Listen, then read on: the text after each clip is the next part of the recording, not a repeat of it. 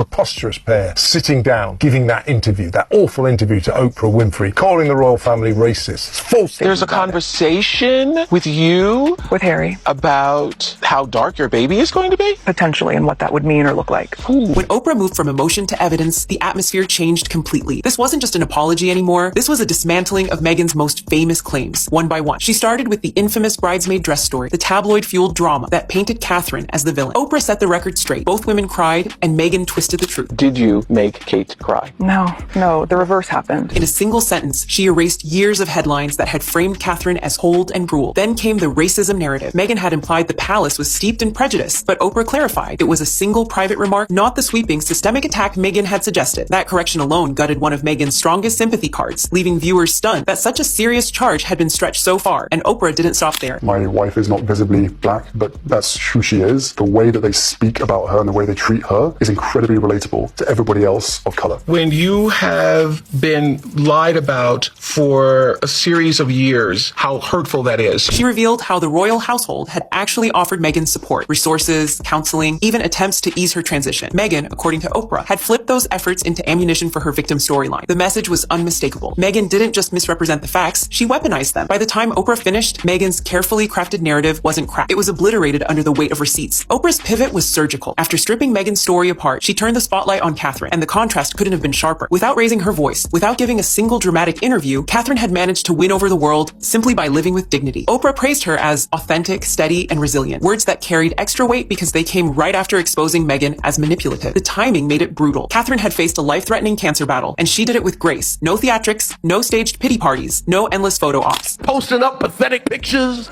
This is me eating sushi. Like me. This is me 25 years ago when I was hot. Like me. Oh, it's fucking sad. While Catherine was quietly enduring the hardest fight of her life, Meghan was uploading glossy Instagram posts and promoting jam jars like nothing else mattered. That difference was impossible to ignore. One woman was fighting for her health, the other was fighting for attention. Oprah highlighted that contrast directly. She described Catherine as a symbol of hope, while Meghan came off shallow, performative, and desperate to stay relevant. It wasn't just praise for Catherine, it was a dagger aimed straight at Meghan's public image. Because in that moment, Catherine didn't even need to respond. Her silence became louder than Meghan's entire media machine. For Meghan, the humiliation wasn't just losing Oprah, it was being replaced by Catherine as the figure the world believed in. Oprah's takedown didn't just sting, it detonated Meghan's entire brand. For years, Meghan had leaned on the Oprah interview as her badge of legitimacy. It was her shield against critics, her proof that she had been wrong. The moment Oprah herself dismantled it, that shield turned into rubble. I was doing an interview to offer them a platform to tell their story about why they left. And that was my number one intention, was just clarity on why did you leave? And so some of the things that were revealed in that interview came as a surprise to me. And those surprises are now referred to as bombshell. Every defense Meghan had used was suddenly invalid because the very woman who gave her the microphone now called the performance a lie. What made it devastating was the power shift. Meghan's strategy had always been to control the narrative, to make sure she was the one telling the story first. But once Oprah went public, Meghan lost control. She couldn't spin it, couldn't deny it, because the words weren't coming from a hostile journalist. They were coming from the one ally who had once risked her own reputation to stand beside her. It wasn't just exposure, it was credibility collapse. People who had defended Meghan felt betrayed, while those who doubted her now felt vindicated. In the court of public opinion, that combination is lethal. Meghan wasn't just criticized, she was abandoned. And when abandonment comes from the person who built your platform, the fall isn't slow, it's instant, and it's brutal.